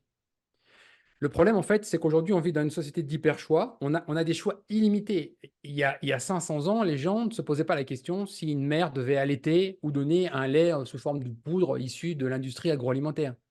Les femmes, elles allaitaient. Et les femmes qui ne pouvaient pas allaiter donnaient leurs enfants à d'autres femmes qui allaitaient 2 enfants. Ça se faisait comme ça. Donc le lait maternel, c'est ce qu'il y a de plus parfait pour l'être humain. Maintenant, quand on commence à regarder un peu les détails, le fœtus est en cétose nutritionnelle, peu importe si la mère y est ou pas. Ensuite, le petit, quand il naît, il est en cétose. Si on pique le talon, qu'on a une goutte de sang, on détecte du bêta-hydroxybutyrate. Tout le monde peut le vérifier, ça, c'est pas une légende. Tu as Cahill qui avait fait une superbe étude là-dessus, une de ces dernières d'ailleurs, qui est un des pionniers sur tous les problèmes de jeûne, de famine, etc. Bon, très bien. Maintenant, si la mère, en plus, est en cétose nutritionnelle et allaite son enfant, ses propres corps toniques, en particulier son bêta-hydroxybutyrate, mais aussi l'acétoacétate, passent dans le lait maternel.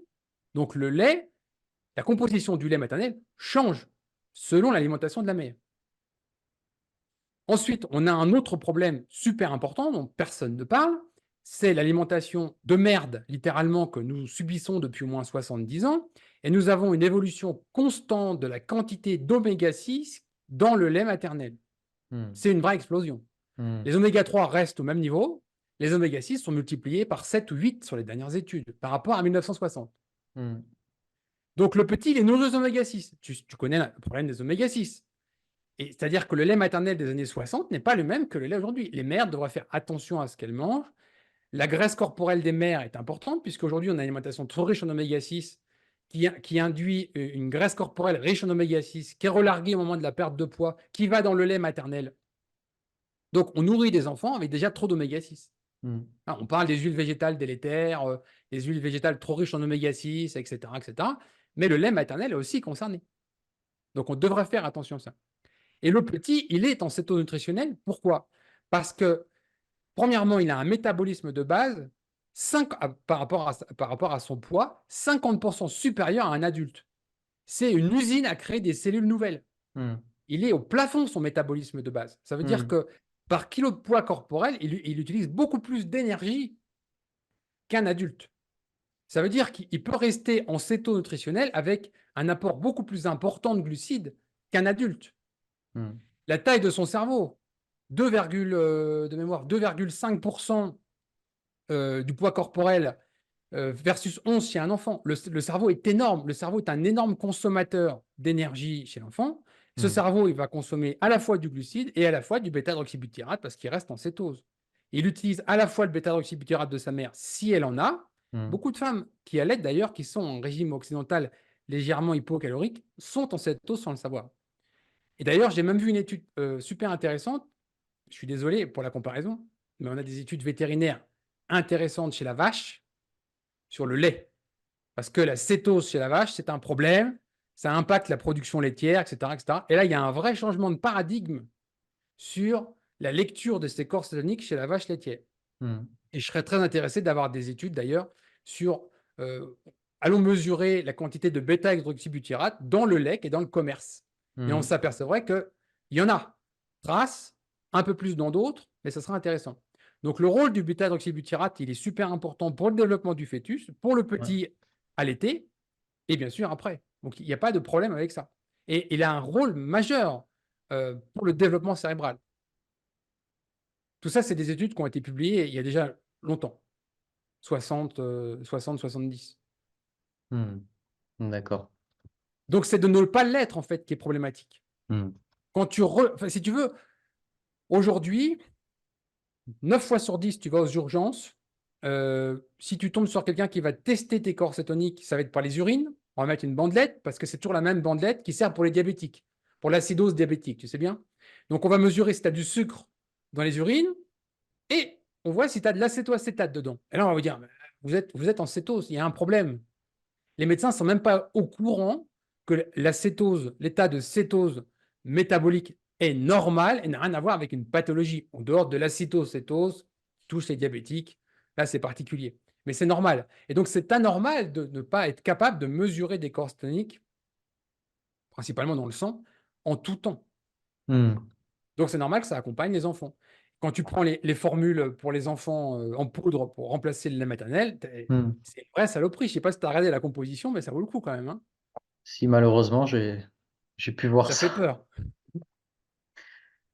Ok. J'ai une autre question qui me vient avant de te poser la Oui. dernière. Euh, j'ai vu une vidéo récemment de Jason Fung, que tu dois connaître, et qui parle de la résistance à l'insuline. Et alors, si j'ai bien compris, selon lui, la cause de la résistance à l'insuline, c'est uniquement l'hyperinsulinisme. Est-ce que Mhm. c'est aussi simple que ça, ou est-ce que c'est plus complexe? Est-ce qu'il y a aussi quelque chose à voir avec les oméga 6, ou est-ce que c'est uniquement l'hyperinsulinisme qui cause la résistance à l'insuline? C'est un peu multifactoriel. C'est vrai que moi, je suis tout à fait d'accord que les huiles végétales, tout ce qui est riche en oméga 6 est problématique. Et que c'est pas en remontant avec des apports massifs d'oméga 3 qu'on équilibre ça. C'est en retirant les trop d'oméga 6 qui sont partout, qui sont dans l'élevage industriel. Par exemple, quand on regarde la graisse des animaux, que ce soit un porc, une vache, etc., qui est nourrie avec des céréales, du blé, c'est une catastrophe, ça monte vraiment en oméga 6. On a un problème avec les huiles végétales.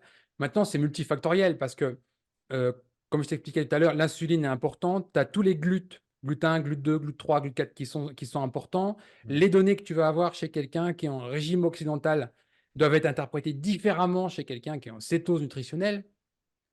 Donc, il est évident par contre que la quantité d'insuline circulant, que ce soit l'insuline le matin à jeun ou l'insuline après un repas, etc., est radicalement baissée quand on est sur un régime cétogène. On est sur des facteurs de 3, 4, 5.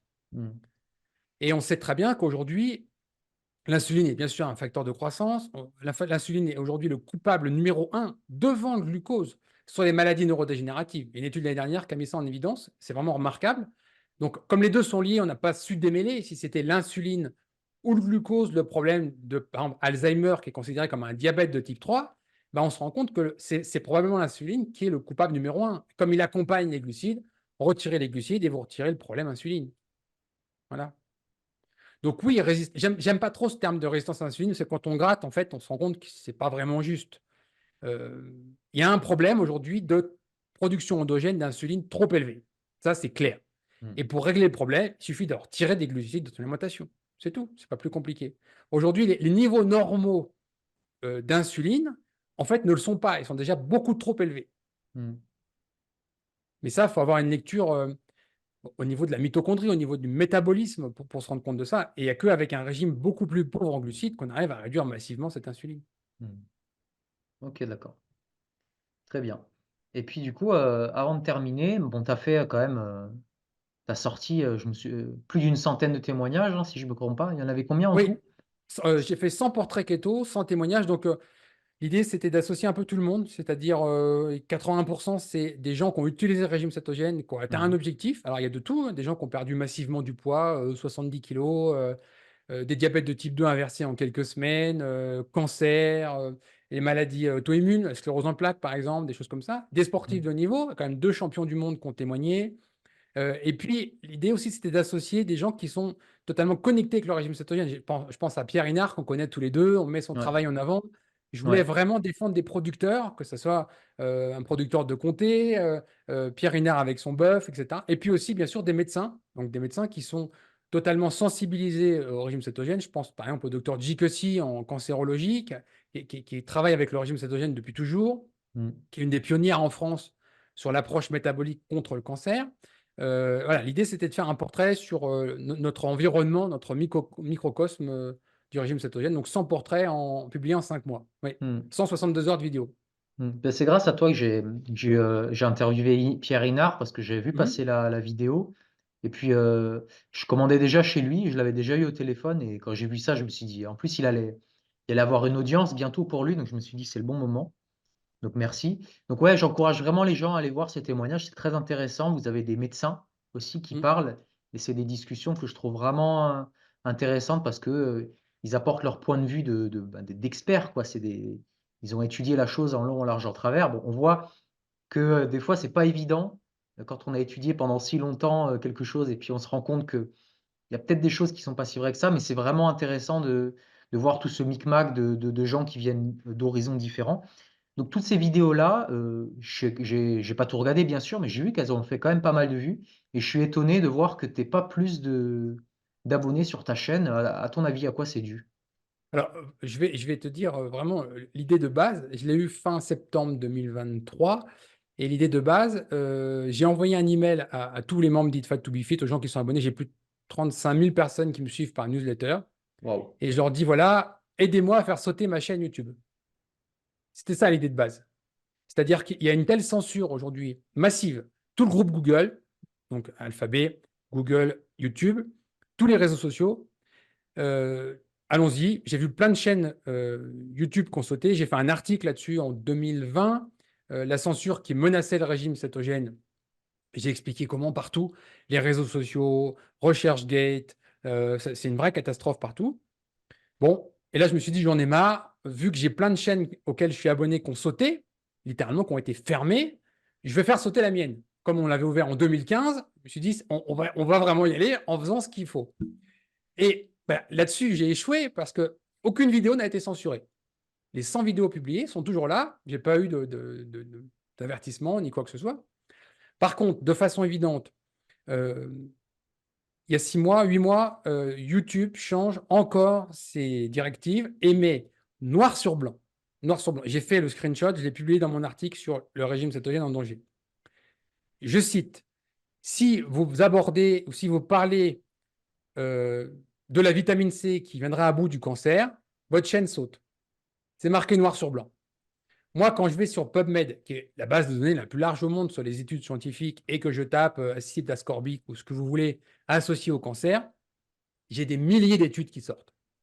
Hein. Donc, ce n'est pas nouveau. Ça a été étudié en long, en large, en travers. Qu'on soit d'accord ou pas d'accord, ce n'est pas le sujet. On s'en fout littéralement. Mais qui sont les gens de chez YouTube pour considérer que ce sujet-là ne peut pas être abordé publiquement, alors que des milliers de scientifiques dans le monde y ont travaillé depuis des décennies? Voilà le problème. C'est-à-dire qu'il y a des choses sur lesquelles on a le droit de parler et d'autres, on n'a pas le droit de parler. Alors, comme tu l'as vu depuis 2020, YouTube a censuré énormément de chaînes, énormément de vidéos ont sauté sur tous les sujets politiques, santé, Covid, tout ce qu'on veut. OK, très bien. Mais là, ils ont trouvé pour moi un nouveau joujou. C'est une censure algorithmique. C'est-à-dire que tu peux publier des vidéos, mais elles sont vues par personne. Et moi, je le vois facilement dans mes statistiques. Tu sais, on a accès à ce qu'on appelle YouTube Creator, où tu as accès à tes statistiques. Eh bien, par exemple, je vais voir comment les gens tombent sur nos vidéos. Dans les recherches, ils peuvent taper tout ce qu'ils veulent concernant le régime cétogène, parce que maintenant, l'algorithme écoute ce que nous disons en ce moment, détecte chaque mot, donc sait exactement de quoi on parle. Et puis, en plus, tu as tous tes mots-clés, donc le titre de la vidéo, éventuellement ce que tu vas mettre en description, etc., permet de nourrir l'algorithme pour offrir des résultats. Eh bien, moi, pour ma chaîne, on peut taper cétogène, kétogénie, enfin en français, en anglais, ou par exemple, je sais pas, cancer, sclérose en plaques, cétogène, etc. Jamais vous tomberez sur mes vidéos. Elles sont cachées par l'algorithme, et ça, on le voit dans les statistiques, puisque dans les recherches, j'ai personne qui arrive sur ma chaîne ou mes vidéos. Je suis caché par l'algorithme. Donc, mes vidéos, et ce n'est pas que moi, ça te concerne aussi, ça concerne tous les gens qui sont autour de la santé, ne sont pas proposés massivement aux gens, même sur des sujets très intéressants, très pertinents. On ne peut pas avoir une vidéo qui va s'envoler parce qu'elle va être vue par plein de gens, parce qu'elle sera cachée par l'algorithme. Donc, les gens, en fait, sont abonnés à ma chaîne. Alors, forcément, j'ai relayé avec ma newsletter, etc. Les gens qui sont abonnés, relativement, ils voient les nouvelles vidéos que je sors, même s'il y a beaucoup de gens qui m'ont dit « je ne comprends pas, vous avez sorti une vidéo hier, mais je ne l'ai pas vue dans mon flux, etc. etc. » Bon, ok, mais globalement, elles sont vues. Mais après, quelqu'un qui n'est pas déjà abonné à la chaîne ne peut pas découvrir notre chaîne et ne pourra pas tomber par hasard sur nos vidéos. Alors Ouais. qu'il y a encore 7-8 ans, si tu veux, tu tapais dans YouTube, je ne sais pas moi, glioblastome, cétogène, un truc comme ça, tu tombais immédiatement sur des vidéos qui concernaient cette catégorie. Aujourd'hui, c'est fini. Nous vivons dans un monde algorithmique. C'est-à-dire, nous avons un choix immense et nous avons quelques mains qui détiennent des algorithmes. Google est une de ces mains, mais Apple en est une autre, Facebook en est encore une autre. Et ces gens-là décident de ce que vous allez voir ou pas voir. Je vais donner un exemple précis du problème de l'algorithme. Imaginons que d'un côté, j'ai noir et de l'autre côté, j'ai blanc. Bon. Google décide que blanc, c'est très bien. Eh bien, tout ce que vous allez chercher à la fois sur YouTube, sur Google, etc., va mettre en avant des choses positives sur blanc. Et vous ne verrez jamais noir. Ça va disparaître. C'est comme si vous alliez dans la plus grande bibliothèque du monde, que vous n'ayez pas accès aux livres et que vous avez quelqu'un à l'accueil et vous allez le voir et vous lui dites, voilà, je voudrais un livre sur Louis XIV. Et là, c'est la bibliothécaire qui va choisir le livre pour vous. Elle ne va pas forcément prendre le livre qui pourrait vous intéresser. Elle ne va pas vous montrer 200 livres dans lesquels vous allez faire votre choix. Non, elle va montrer un livre en particulier. Et c'est ça le problème de la censure algorithmique, c'est que les gens, ils ont l'impression d'avoir accès à de la connaissance, sauf qu'ils ont accès à une fraction de la connaissance qui intéresse, qui fait qui intéresse certains intérêts de Google, de Facebook et des autres. La censure algorithmique, c'est un vrai problème dans tous les domaines. Et ma vraie crainte aujourd'hui, parce que tout est censuré partout, tout est sous algorithmes, ma vraie crainte, c'est l'arrêt de ne plus avoir accès à PubMed. Parce que PubMed, pour moi, c'est la base de tout. Moi, tout mon travail dépend d'un accès à PubMed. Hmm. C'est la base la plus large. 96 500 nouvelles études par mois. Donc, c'est accès à des millions d'études qui Ouais, sont parfois du début du siècle, hein, du ouais, début du siècle dernier, hein, ouais, 1900. ouais. Et on a accès à tout facilement. Si un jour, pour une raison X ou Y, j'ai plus accès à ça, c'est terminé. C'est fini.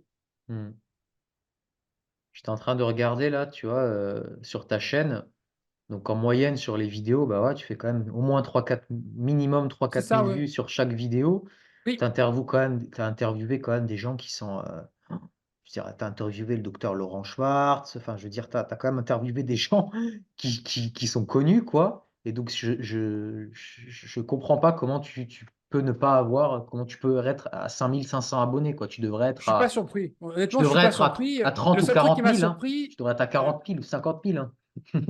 la seule chose qui m'a surpris, c'est que la chaîne n'est pas sautée. Alors, j'ai été voir quelques spécialistes de YouTube, m'ont dit, aujourd'hui, si tu fais des vidéos qui sont en dessous de 10 000, ils s'en foutent royalement, donc ils ne te concernent pas. Par Ouais, contre, quand tu commences à dépasser 10 000 vues, là, ouais, ils prennent en considération les gens qui dénoncent. Et j'en ai vu plusieurs, par exemple, qui commençaient à nous menacer en disant que c'était dangereux ce qu'on disait, blablabla. Bla, bla, bla. Et donc, j'imagine qu'à partir d'un certain nombre de dénonciations, d'accord. sur un sujet qui ne fait pas plaisir. Par exemple, je ne sais pas, Hmm, moi, tu vas expliquer que le régime carnivore, c'est bien. Tu vas avoir des gens qui sont véganes, ça ne va pas leur plaire, ils vont te hmm, dénoncer. Et ben, à partir d'un certain nombre de dénonciations, ta vidéo saute. d'accord. Alors, je n'ai pas de preuves, c'est de l'expérience de gens qui pratiquent ça tous les jours. Moi, je ne suis pas youtubeur, je ne suis pas spécialiste de ça, mais des gens qui sont un peu pros dans le domaine m'ont dit ça. Hmm, d'accord. D'où l'intérêt de faire une newsletter, quoi. Bah, la newsletter, tu sais, je ne sais pas si tu es au courant, mais euh, dans l'article que j'ai rédigé sur le régime cétogène et la censure, j'ai expliqué que maintenant, tu avais une censure dans les emails. Oui, et j'ai même mis un screenshot euh, d'une censure qui concernait le sujet de la vaccination. Et ça arrive chez Google. Tu sais que les premiers fournisseurs, tu as trois grands fournisseurs d'adresses mail dans le monde. C'est Gmail, Hotmail, donc Gmail c'est Google, Hotmail c'est Microsoft et Yahoo. Ces trois-là, ils détiennent 60% des adresses mail dans le monde. Ok. Et elles fonctionnent avec le même algorithme. Ça veut dire que, étant donné que maintenant les gens utilisent ces adresses-là massivement, quand ils reçoivent un mail, par exemple, qui parlerait de censure, en particulier de Google, ou qui parlerait de vaccination, parce que Google, ils aiment beaucoup le sujet de vaccination, les gens ne reçoivent même pas l'email. Moi, j'ai un nom de domaine, itfattobefit.com, j'ai le Hmm, même problème. C'est-à-dire qu'avec mon propre domaine, je suis censuré dans ces boîtes mail. Et je vais te donner un exemple concret que j'ai vécu. hmm, Quand j'ai lancé cette idée de 100 portraits keto, j'ai envoyé donc, je sais plus, quelque chose comme 35 000 emails. J'ai eu 100 volontaires en 3 jours. Bon, j'ai commencé à faire un tableau, nom, prénom, adresse mail, etc. Puis ce que les gens me racontaient, pourquoi ils ont fait le régime cétogène, quel objectif, etc. Pour arriver à produire 100 témoignages, il m'a fallu 250 personnes. Tu sais pourquoi? Mon problème numéro un, mais vraiment, le premier hmm, problème, hmm, c'est que quand j'envoie des mails à des gens qui sont sur Gmail en particulier, mes mails n'arrivent même pas. Non seulement ils ne sont pas dans les spams, la boîte hmm, est vide. Le hmm, mail n'arrive même pas. Il y a des gens hmm, que j'ai été récupérer parce que je suis en contact sur LinkedIn avec ou d'autres réseaux sociaux où j'ai pu les récupérer pour les relancer en disant je ne hmm, comprends pas, j'ai pas reçu votre mail.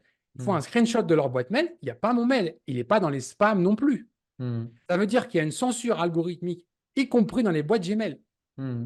Ouais, Et j'ai la preuve de ça, je l'avais publié dans l'article de 2020, et j'invite vraiment les gens à sortir de Gmail, Yahoo et Hotmail et utiliser. Par exemple, Infomaniac offre une adresse mail non traitée par algorithme, non censurée, gratuitement pour tout le monde. C'est une façon de sortir des grands big tech de la Californie qui veulent contrôler ce qu'on pense, ce qu'on dit, etc. ok. Et est-ce que tu es sur Odyssée ou pas pour les vidéos?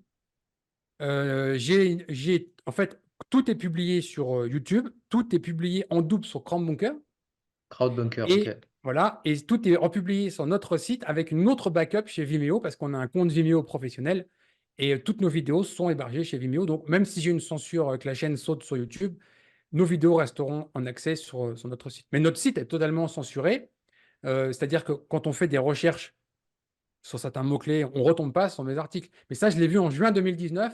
avec le changement algorithmique qui a été fait pour tout ce qui concerne la santé.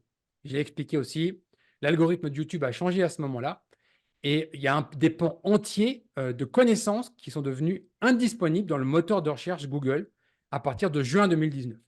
Tous les grands sites de santé dans le monde, quand je dis grands sites, ce n'est pas un rigolo comme moi, c'est des gens comme Mercola ou d'autres grands sites, Dr. Axe, etc. Ils ont perdu 99% de leur trafic en juin 2019. Mm. Voilà, ça concerne toute la santé. Très bien. On peut finir Ouais, je sur sais, une je suis note un désolé, peu mais positive. ouais, mais j'ai bien conscience, on vit une époque absolument. C'est fou parce que tu sais, quand tu as lu 1984 ou d'autres livres de ce genre-là, Mm. au départ, moi, quand j'ai lu ça, ah, c'est bien, mais jamais ça pourrait arriver, toi. Et aujourd'hui, on y est, quoi. La novlangue, réécrire le passé pour le futur, pour contrôler le futur, on est à fond dedans, quoi. Mm. Je l'ai lu il n'y a pas longtemps, je ne l'ai pas fini, mais Bah, ouais, c'était c'est une un vraie petit peu ça, ouais. prémonition, ce livre. Oui, bien sûr. Ouais. Malheureusement, les gens, ils ont l'impression de vivre avec un accès illimité à tout. Mais en fait, c'est faux. C'est totalement contrôlé. Et maintenant, les algorithmes, l'intelligence artificielle au milieu de ça, mais c'est une vraie catastrophe. Vraiment. Mm. Les gens ne se rendent pas compte. Et tu vas avoir, aujourd'hui, si tu veux, je ne sais pas moi, tu dis, est-ce que telle molécule fait augmenter la testostérone? Tu poses ta question dans Google. Tu vas avoir une certaine liste de sites Internet. Tous ces sites-là sont en liste blanche chez Google. Mm. Google a déterminé que certains sites avaient le droit d'informer les gens. Mm. Et d'autres sites, entre guillemets, plus ésotériques, vont apparaître tellement loin que tu n'y auras même pas accès. Hop, t'es caché. Tu n'as plus Mm. accès à ce savoir-là. Moi, je l'ai vu Mm. l'autre jour avec quelqu'un qui avait un problème avec de l'acide urique. Et j'avais toute une liste de liens, d'articles, etc., que je garde dans un fichier Excel depuis longtemps. Et je me suis dit, tiens, si j'essayais de retrouver ces articles-là en refaisant des recherches sur Google. Impossible, Google ne me les a jamais proposés. Mm. Heureusement que j'ai une backup de cette recherche-là sur un fichier Excel, sinon je n'ai plus accès à ces connaissances. Ouais. Voilà aujourd'hui le monde dans lequel nous vivons.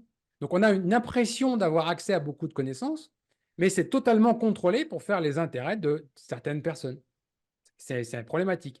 Et là, on arrive à avoir un nouvel échelon de ce problème, c'est l'intelligence artificielle, où maintenant, tu vas plus poser une question dans Google avec une liste de réponses. C'est l'intelligence artificielle, c'est un oracle en fait. Tu poses une question, l'oracle te répond, et même si l'oracle raconte littéralement des conneries, les gens vont prendre ça pour argent comptant.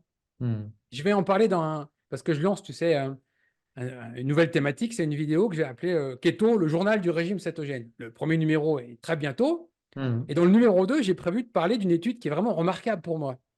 C'est une toute nouvelle étude publiée dans un journal de premier plan. Et elle a été écrite par intelligence artificielle. Et D'accord. c'est de la pure merde. Mais vraiment.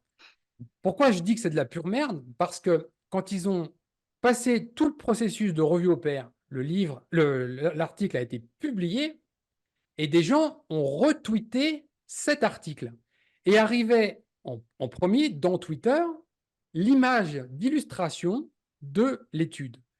Et cette image d'illustration citait des mots qui n'existent pas. Donc on a une cellule, on a des mots avec des liens, mais ces mots-là, ils n'existent pas. C'est là que tout le monde s'est dit, mais c'est quoi ce charabia? Ça veut rien dire. Qu'est-ce que c'est que cette merde? Et c'est là que ça a été dénoncé, l'étude a été rétractée. Mais t'imagines que tu as une étude qui a été écrite par personne, intelligence artificielle, des Mm. images d'illustration qui ont été générées par IA qui veulent rien dire. Tu sais, Ouais. typiquement, les erreurs d'IA, genre, ça te génère une main, mais il y a 6 doigts ou 7 doigts ou des choses comme Ouais. ça. Mais ils ont Ouais. fait la même chose avec des images médicales. Mais Mm. le pire, c'est que le contrôle de la revue au pair, normalement, on aurait dû dire, mais c'est quoi cette merde? C'est pas publié. Finalement, c'est publié quand même. Comme quoi, on peut publier n'importe quelle merde. Ouais. Ouais. Tu vois? Et après, ils rétractent. Et apparemment, ça devient un carnage puisqu'il y a une quantité phénoménale de papiers qui sont rétractés avec ce problème. Donc, on va même plus pouvoir faire confiance à la science publiée qui est en comité de lecture. C'est vraiment saper le sérieux de la science. C'est une Mm. catastrophe. Donc, une seule solution, hein, devenez autonome et responsable de vos choix, hein. Tout simplement, Oui, il y a pas d'autre solution. Et non. formez-vous, formez-vous. J'en discutais tout à l'heure avec une praticienne justement en médecine fonctionnelle là, en début d'après-midi. Elle me disait, c'est pas trop dans la culture française de. Les gens veulent des solutions clés en main. Ils sont moins enclins à payer, surtout à payer pour se former, pour apprendre des choses. C'est plus aux États-Unis, c'est un petit peu plus la norme. Donc, moi, je sais pas, je sais pas ce que tu en penses, mais Oui. ouais, Non, c'est vrai. Les c'est vrai. États-Unis, si tu veux, c'est très différent dans le sens où les gens sont beaucoup plus rendus autonomes depuis tout petit. Mm, Ils choisissent, c'est-à-dire qu'ils décident de payer de faire ça ou de ne pas payer de ne pas faire ça. Nous, en France, on a été habitués à une sorte de gratuité, mais la gratuité, ça n'existe pas. Quand c'est oui, gratuit pour vous, c'est qu'il y a quelqu'un d'autre qui a oui, payé. oui, il y a quelqu'un d'autre qui a payé. Donc, Oui. que ce Ce soit que tu. l'école gratuite, bah, c'est la collectivité qui a payé. La santé gratuite, c'est la collectivité qui a payé, mais il y a bien quelqu'un qui a payé. La gratuité, ça n'existe pas. Mm, Et donc, quand tu es mis devant tes propres responsabilités, tes propres choix, qui est pour moi l'acte démocratique le plus pur, c'est-à-dire que quand tu décides d'acheter de la viande chez Pierre Inard, c'est un acte démocratique, tu votes pour la qualité. mm, Voilà. Et par soustraction, eh bien, tu vas boycotter de la merde. mm, Voilà. Eh bien, aujourd'hui, c'est ça le problème, c'est qu'en France, on a un sentiment de gratuité partout, mais tout le monde paye. D'ailleurs, on voit l'effondrement économique en France. Les charges explosent, les impôts explosent. De l'autre côté, je voyais encore un papier, 42 personnes qui sont mortes dans les services d'urgence faute de soins. Enfin, on voit que le système de soins français est à bout de souffle. Le personnel n'est pas correctement payé, le personnel est surchargé, tout se casse la gueule partout, et au final, ça coûte quand même une fortune à tout le monde. Et les gens mm, n'ont pas de choix. Parce que tu ne peux pas aujourd'hui faire émerger un vrai hôpital privé où les gens vont totalement payer et dire ah bah tiens, moi je veux ça et je ne veux pas ça. Tu n'as pas cette liberté. Et pour mm, l'éducation, c'est pareil. Les gens ne sont pas habitués à dire bah tiens, je vais me former en prenant telle formation, même dans le cursus de la vie, tu vois, à 30 ans, à 40 ans, à 50 ans, ouais, accéder ouais, à de ouais. nouvelles compétences, c'est pas Mm, quelque et en particulier les médecins. Aujourd'hui, la ah formation ouais. continue Mm, des médecins, c'est quand même une catastrophe, parce que quand on voit les conneries qu'on leur enseignait qui sont totalement dépassées, pour reciter Didier Raoult, je sais qu'il y en a qui l'aiment pas, moi je le respecte beaucoup, même s'il y a beaucoup de choses avec lesquelles je ne suis absolument pas d'accord avec lui, c'est quelqu'un de respectable. Il expliquait que quand il donnait des cours à l'université, il commençait par ce que je vais vous dire aujourd'hui est déjà à moitié faux, mais probablement que dans quelques années, ça sera totalement faux. Donc, c'est ça la base aujourd'hui de la science. La science, c'est la recherche permanente de vérité, mais il ne faut pas se satisfaire de la vérité du jour, parce que demain ou après-demain, une autre vérité peut émerger et mm, bousculer cette ancienne vérité. Donc c'est une mm. quête en fait, mais on n'atteint jamais l'objectif. Mais c'est vrai qu'en France, on a un problème de pilule magique. On va chez le médecin, j'ai mal à la tête. On ne veut pas que le médecin nous dise, alors, on va parler pendant une petite heure, comment sont vos nuits, est-ce que vous êtes stressé, quels sont vos micronutriments, blablabla. Non, non, on veut qu'il nous prescrive une boîte de Doliprane, même si ça Mm, fait 700 morts par an en France. mm, On s'en fout. On a mal à la tête, on veut une pilule. C'est malheureusement le problème. Donc les médecins sont responsables de cette situation, mais le patient a aussi la moitié de cette responsabilité. Je pensais qu'on terminerait sur une note un petit peu plus positive en continuant, mais, mais c'est pas grave, c'est OK comme ça aussi. OK, donc bah, écoute, merci Ulrich. Donc les amis, si la Ceto Academy vous intéresse, je vous mets le lien en description, il y aura la chaîne d'Ulrich aussi. Donc vous pouvez le suivre hein, pour le soutenir un petit peu pour tout le travail qu'il fait. C'est important parce on n'a pas beaucoup de gens hein, qui font le boulot. Donc ceux qui font le boulot, ben, il faut le soutenir, il faut qu'on soit solidaires entre nous, quoi.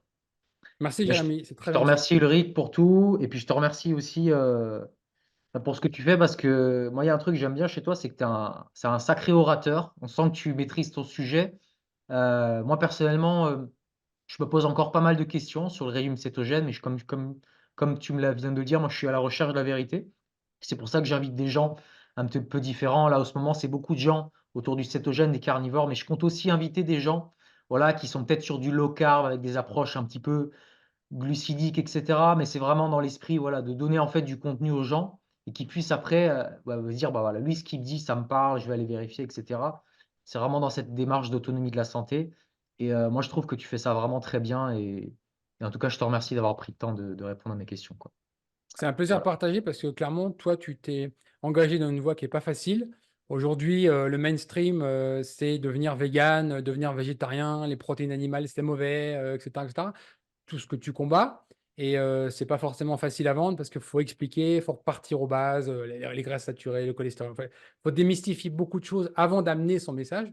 Mm. Donc, c'est un combat courageux que tu mènes et je te félicite parce que clairement, vous n'êtes pas nombreux avec cette approche. Donc, merci d'être un professionnel de santé engagé vers une autre voie. Ben, merci. Ok, ben, écoutez, je vous remercie à tous d'avoir suivi la vidéo et puis je vous dis à la prochaine. Allez, À salut très Ulrich. bientôt.